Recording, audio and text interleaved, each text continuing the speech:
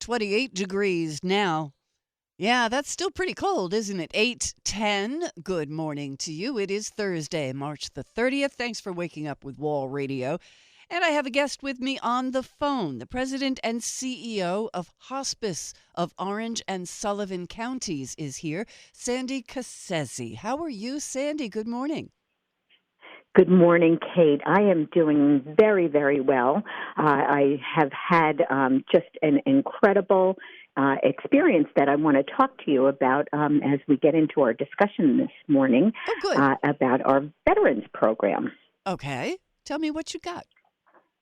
So I know that the Wall is very committed to the veterans in our community. We love our veterans. Go on your Yep. Yeah, if you go on your website, you see all the resources that are there.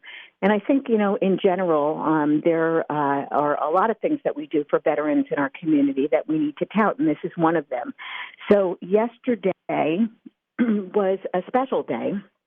It was Welcome Home Vietnam Veterans Day. This is an event that's been going on nationally, and certainly we've been participating locally for a few years now. And the event was held at the Cornwall Yacht Club. And, just kind of in a nutshell, it was the 50th anniversary of the last combat troops leaving Vietnam. Yes. And, we all know that there was, just a horrible chapter in our history as a country where, Vietnam veterans were denied a proper welcome home when they returned from, the battlefield. So we have made it our mission to be sure that we ensure that their sacrifices are never forgotten. So we had this event yesterday as part of our commitment to the veterans in the community. It was incredibly well done, if I may say so myself. We had a lot of participation from the local Veterans Affairs agencies, from VFWs, and obviously the Cornwall Yacht Club hosted us. And it's part of a bigger program that Hospice of Orange and Sullivan counties participates in. It's called We Honor Veterans, and it's pretty simple concept. The goal is to care for and honor those who have served when they reach the end of life. That's right. And we have really made a long-standing commitment to this. We're part of the National Hospice and Palliative Care Association. That's a nationwide endeavor that has really made this a focus.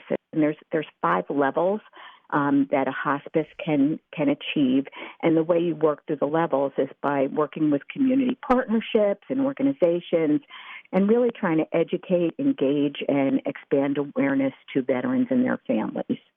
So, as a lot of veterans, your listeners, go ahead. No, as a lot of veterans are getting older and older, and that we're losing many of them, it's something that you need to be aware of, and your organization kind of eases the way.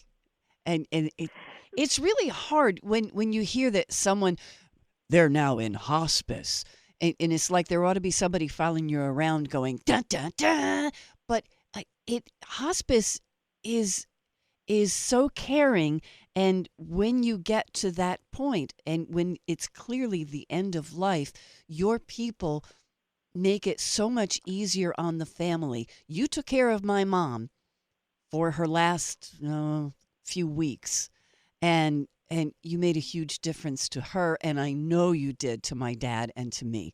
So it's easing the way for someone to exit gracefully and without physical pain, except for the emotional pain that you're going to lose someone, but it helps you with the acceptance for the rest of the family left behind.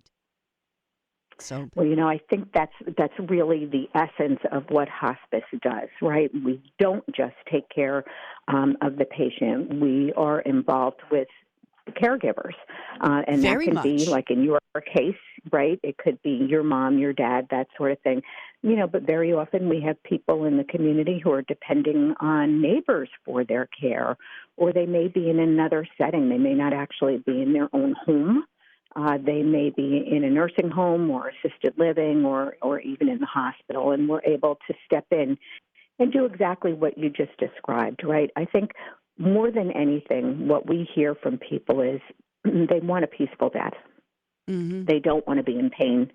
And, they want to know that their lives meant something.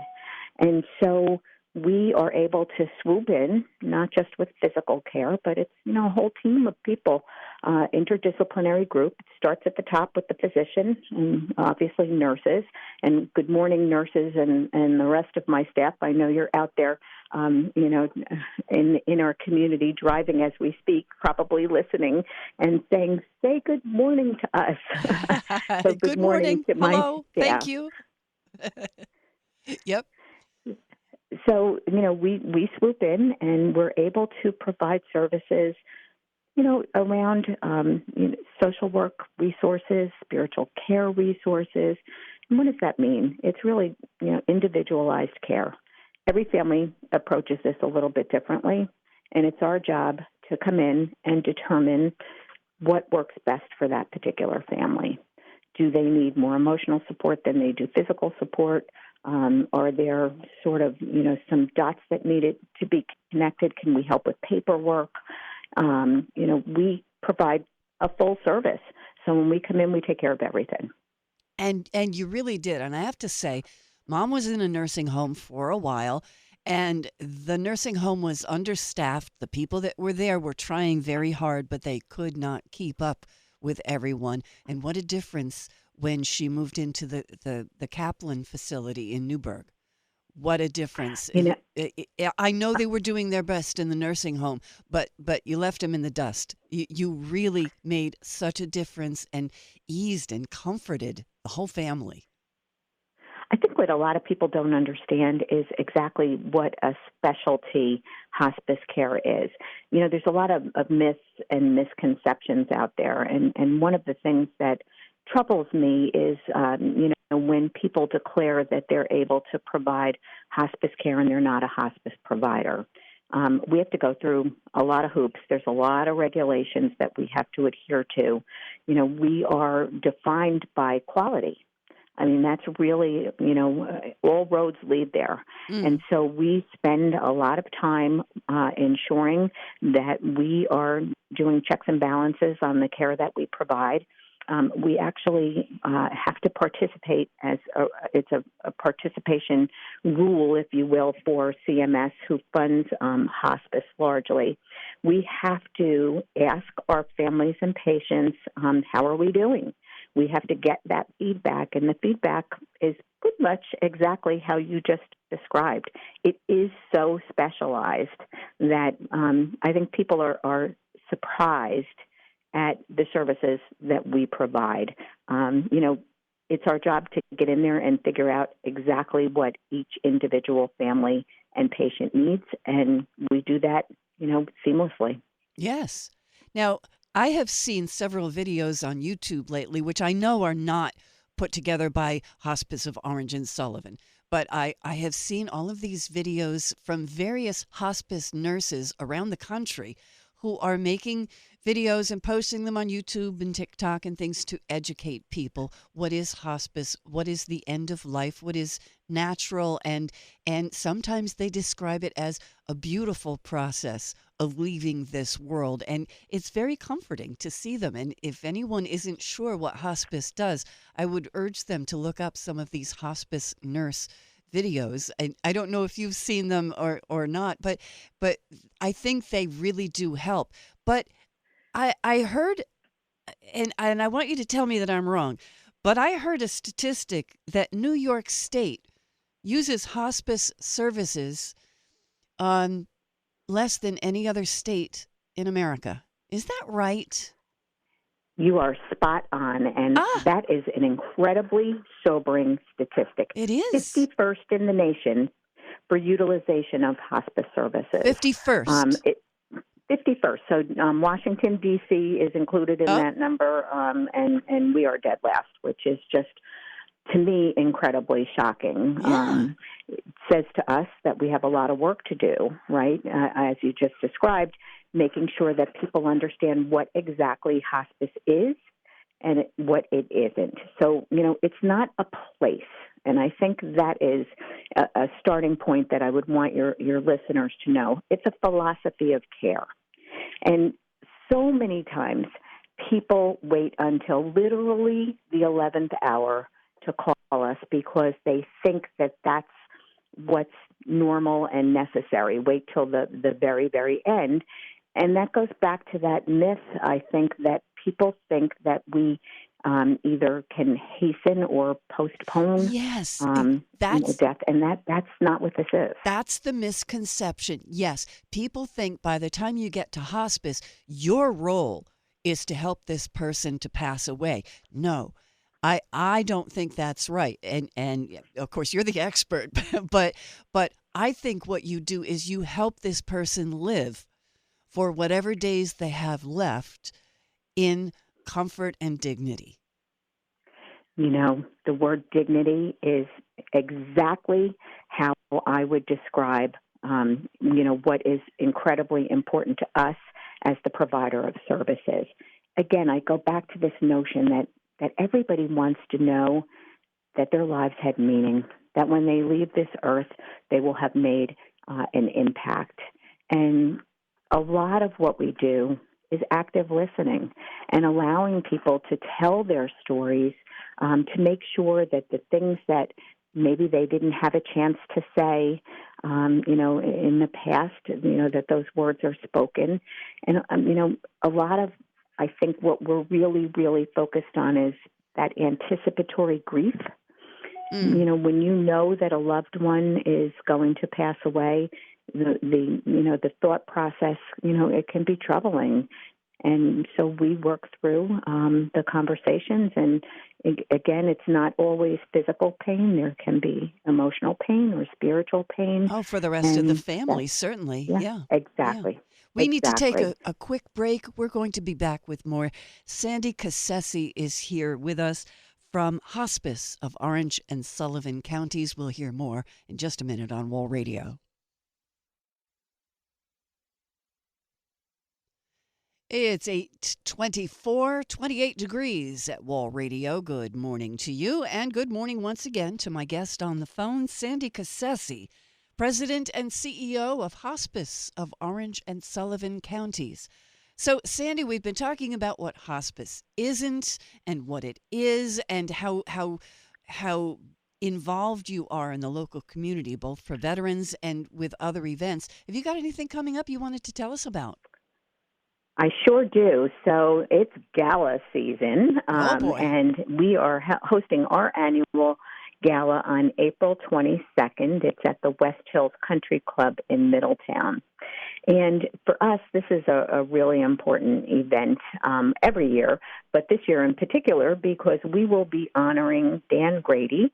Dan was the president and CEO of Hospice of Orange and Sullivan counties for 34 years. Oh. And, we're going to be honoring him at the gala, which is just so fitting. I don't know anybody. I don't know about you, Kate. I don't know anybody who's worked any place for 34 years these days. It's rather unusual. Yeah, that's true. I always refer to him as Mr. Hospice because he was there from the absolute very beginning.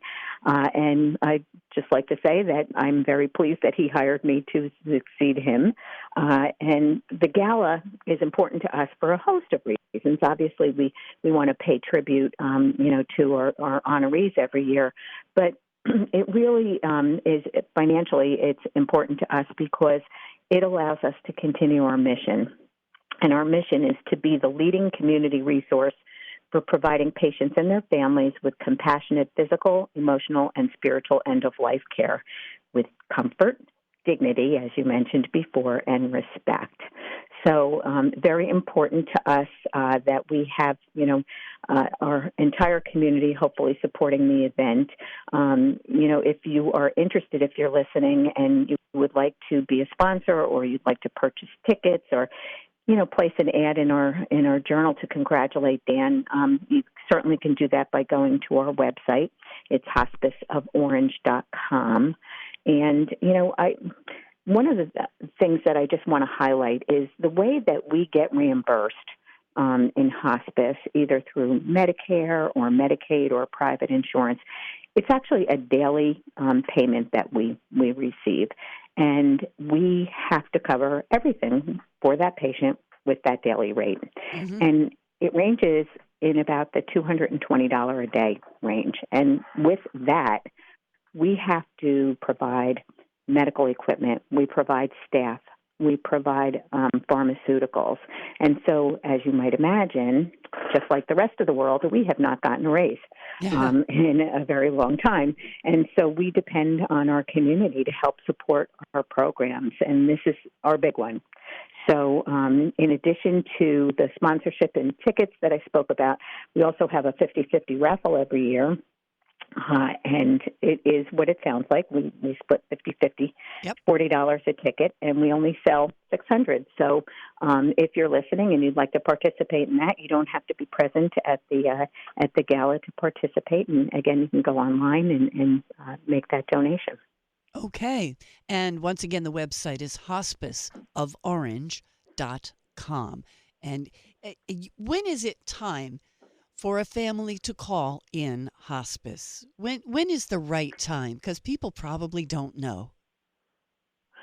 So, for me, it starts with the conversation before somebody becomes ill. We call this advanced directives. Oh. Everybody listening should be having a conversation at some point with their loved one about what might happen at the end of life and what their wishes are. Mm-hmm. Once that occurs, I think it takes a lot of pressure off of everybody, but most of all, that patient who might need our services. So the way the benefit works is a physician certifies that with their judgment, the person has 6 months or less to live. And I know that sounds arbitrary, but that is kind of the marker that we use. And what we encourage people to do is if you see that your loved one is declining, if you see that they're making frequent trips to the hospital, and that there really is not a cure for whatever illness that they are experiencing, that's the time to make the call. And we have a team of nurses that will guide you through the process. And maybe it isn't quite time yet. Maybe it is, and we'll help you work through all of those details. I think if people are starting to say, I wonder if it's time to call hospice, the answer automatically is, yeah, call. Yeah. Yeah, it's so sad to me how many people wait literally until, that person is no longer able to participate in their own care. Yeah. We want to make sure that everything that we do is individualized, and at the center of that certainly is the person who is dying from their illness. And it's important to us to personalize that care so that, they can leave this earth the way we described, with respect, with dignity. And not in pain every moment. Sandy, we have run through our time, but thank you so much. If someone does want to pick up the phone and call, the phone number is on the website, but I'm going to give you the phone number anyway, 845-561-6111, or else the website, hospiceoforange.com. Sandy, please come back and talk to us again. Let us know how everything is going and send us your events that we can post on our calendar on the wall board anytime. Thank you so much. Happy to do so. Thank you so much for having me on today. Sandy Cassese, President and CEO of Hospice of Orange and Sullivan Counties on Wall Radio. It's 8:30, time for us to do a news update. And yes, we will let you know who won the tickets to see the orchestra. That's coming up too.